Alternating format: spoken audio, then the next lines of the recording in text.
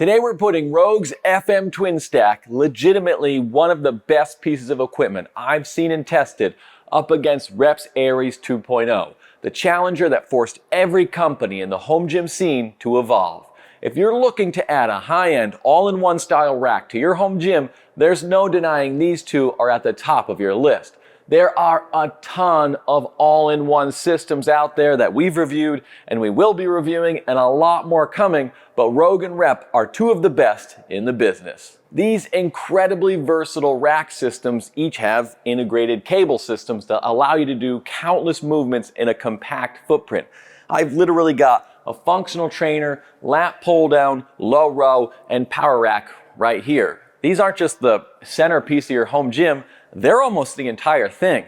There are quite a few important differences between the two though. So how do you know which to choose? Do you want Rep's unilateral design, or do you value Rogue's high-end American build quality? Which has the smoother pull? Which ecosystem should you invest in?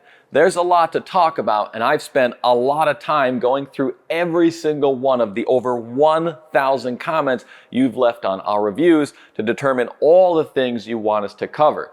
The only thing I've spent more on is this equipment. So if you find our content helpful and want to support the channel, then please use our links if you purchase something from either of these companies, because your support is the only reason this channel still exists. So thank you. When looking at Rogue's FM series and Rep's Aries, you have an almost overwhelming amount of choices on how to build yours. And with Rogue eventually releasing a shorter 80-inch version of their racks that will be compatible with the FMs, and also a variation for their Monster Light racks, and Rep having a few additions coming to their own racks, the choice isn't getting any easier. So let's break down the options. No matter how you configure your FM or Aries, they'll always have a built-in functional trainer. Low row capabilities where you can row off the floor or on a decline bench, and a lat pull down. Although, as you'll see, Rogue and Rep execute all those things differently. We'll discuss why their differences may be important to you depending on your training style, wants, and needs, but regardless of whether you pick a half rack or 6-post like us, you'll still be getting a fully functional power rack that you can bench with. Of course, you'll be able to do enough curl variations that your arms will get so big you won't be able to fit in the rack anymore. And if you want to be miserable, I guess you could work legs too. There are some limitations depending on your configuration. For example, neither Rep's nor Rogue's half rack versions come with a pull-up bar, but Rep will be releasing an add-on for their racks, and there's been third-party workarounds for that for years. So if it's a deal breaker for you, at least there's ways to address it. With the Aries being able to fit on Rep's PR5000, their 3x3 rack with 1-inch holes, or the PR4000, their 3x3 rack with 5/8-inch holes, and Rogue offering the same options, the FM Twin Stack will fit on their Monster racks, and as I mentioned, a Monster Light version is coming at some point. That's their 3x3 rack with 5/8-inch holes. It's just some jackass posted a few reviews that got a couple 100,000 views combined, and I don't think Rogue anticipated just how popular the FM series of racks were going to be. So if it makes you feel any better, you can blame me for some of those delays and maybe even for some of the price increases on the FMs as well. At one point, the FM Twin and Aries add-ons were about the same price, but to be honest, Rogue had no business matching imported equipment prices with their American-made build quality. I'll go in depth on that in a bit, but the law of supply and demand and the fact Rogue probably had no profit margins at those prices means they raised their prices, but so has Rep a little. The Aries add-on now costs $2,900 shipped, or just over $3,200 with the weight stack upgrade. Rogue's FM Twin is about $3,600 shipped, depending on how you build it. I'm not going super nerd here and breaking down every single build variation.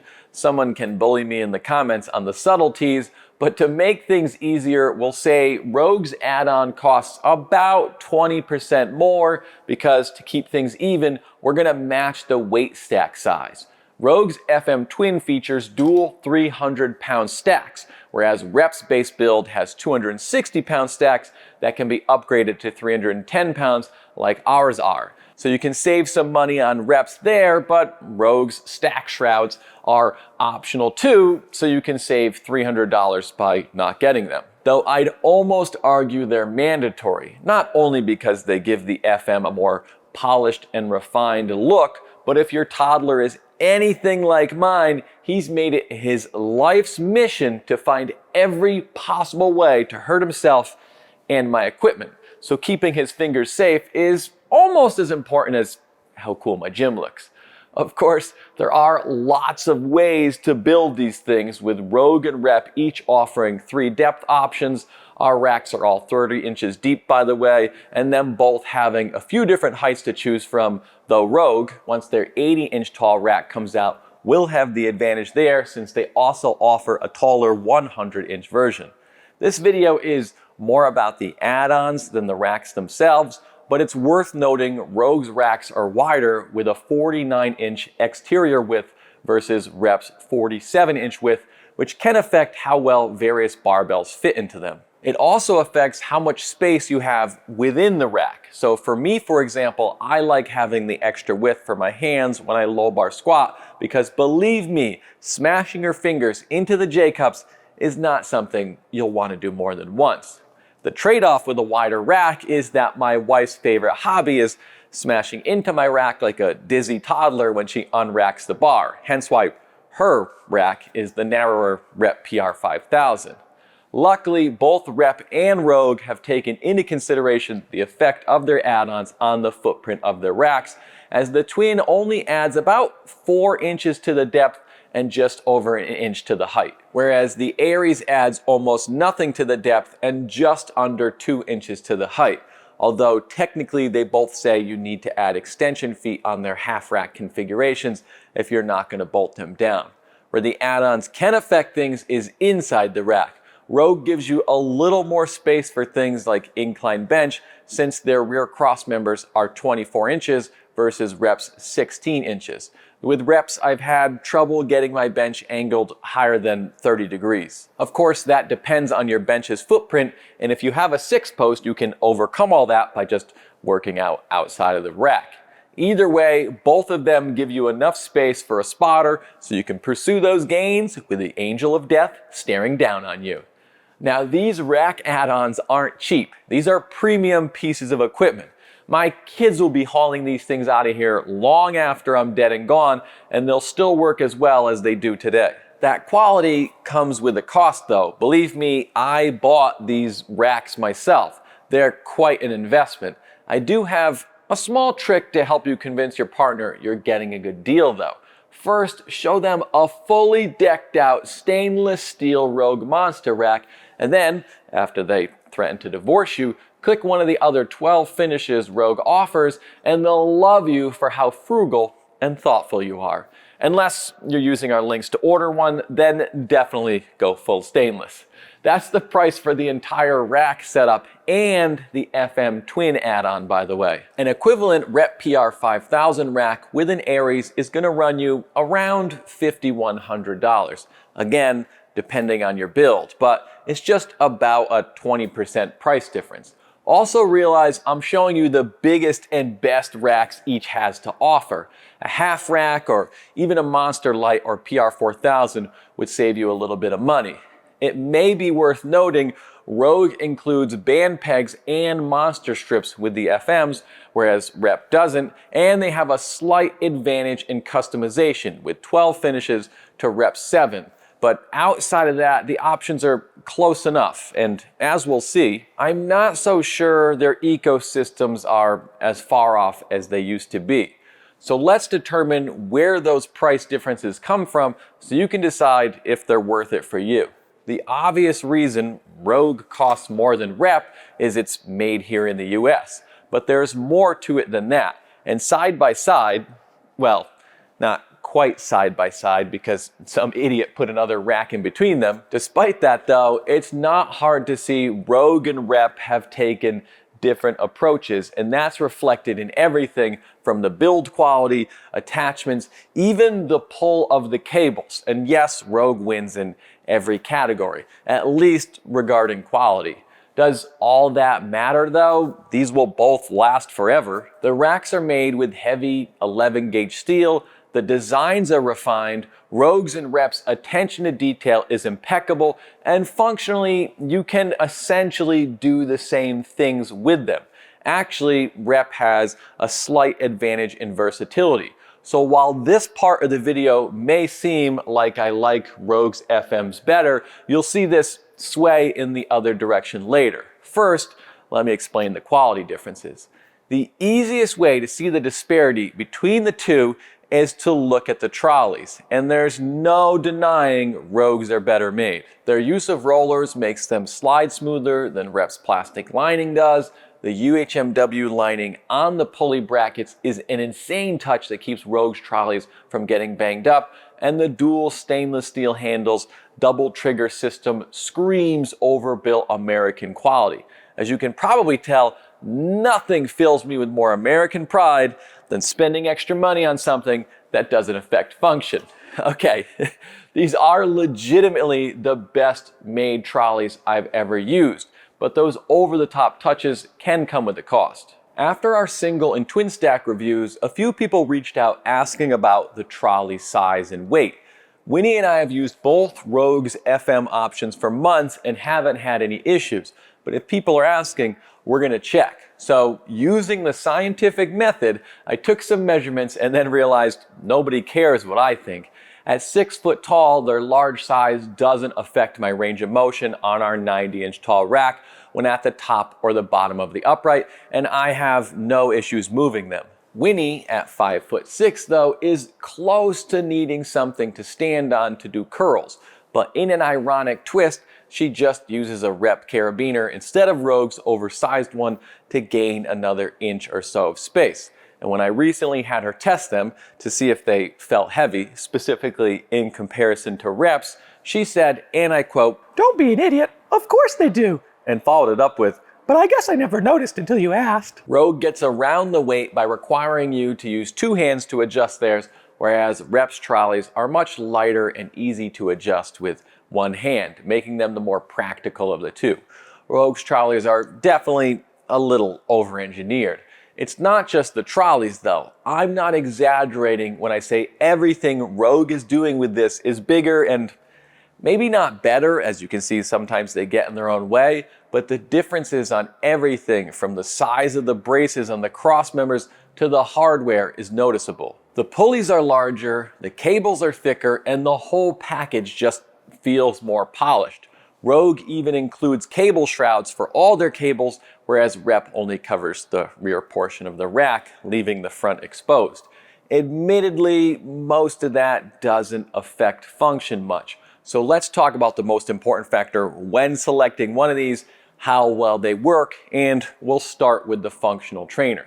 Rep and Rogue have done a great job of integrating cables into their racks while retaining functionality, which is awesome because these open up so many possibilities without requiring more space. With either one, it's easy getting attachments on and off the uprights since they've routed the cables on the outside of the uprights rather than down the front where they can get in the way like on the original version of the Aries. And both the Aries 2.0 and FMs have dual independent weight stacks, which means 2 people can use these at once, or you can set the sides for 2 different exercises, which would make your workouts more efficient because let's say you want to superset your curls with more curls, for example. Their stacks are nearly identical after you upgrade the Aries, giving them heavy enough stacks for just about anyone.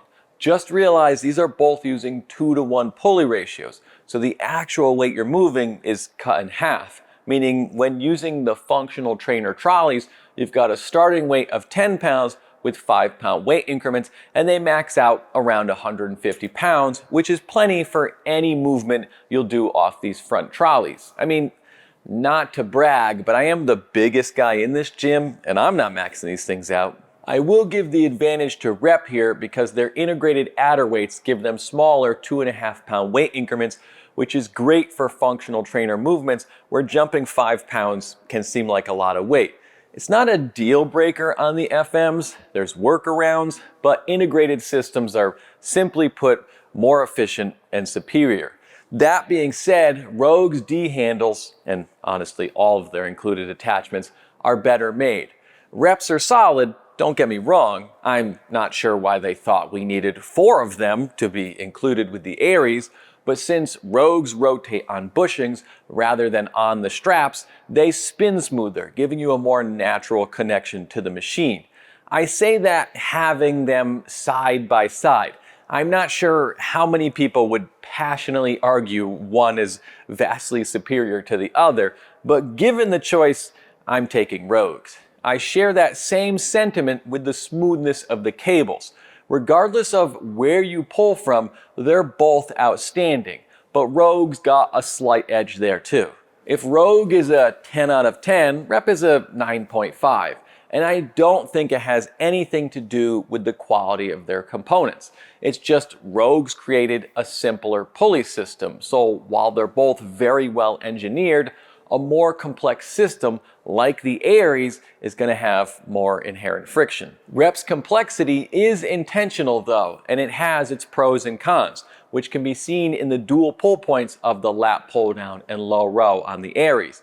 This is where the Aries shines and shows its advantages in versatility. If we ignore the single attachment point on Rogue and the dual points on Rep for a minute, you'll notice they're very similar.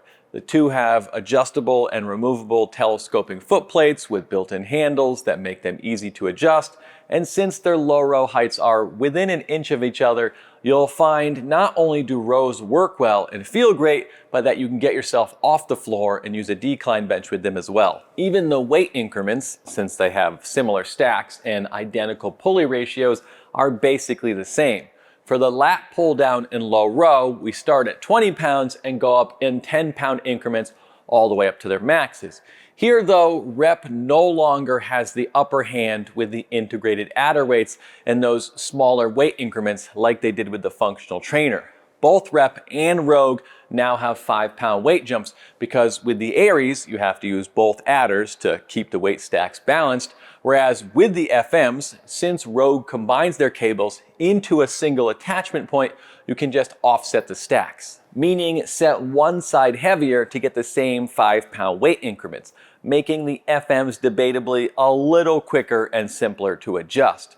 That being said, I've grown to love the double independent pull points of the low row on the Aries. Originally, I thought they were a bit gimmicky, but I found a ton of ways to integrate them into my training. I like the fact the Aries pulley brackets can swivel, allowing you to get a little more creative with your movements, and I've got the freedom to choose whether I train movements bilaterally or unilaterally. Sure, I can and do just swap hands or use the front trolleys of the FM Twin to emulate the same movements, but there's no denying the Aries 2.0 is the more versatile of the two.